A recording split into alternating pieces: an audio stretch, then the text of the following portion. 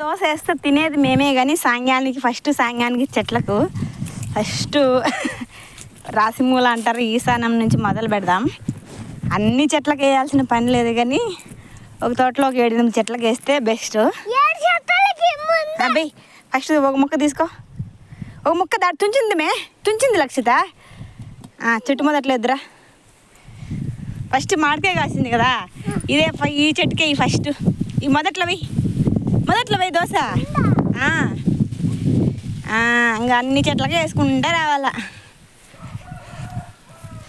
ఇదొక ఆనవాయితీ, ఎప్పుడు వేస్తాంలే మేము చెట్లకి అన్నీ అయిపోయిన తర్వాత దోశలు మేము తింటాం. మళ్ళా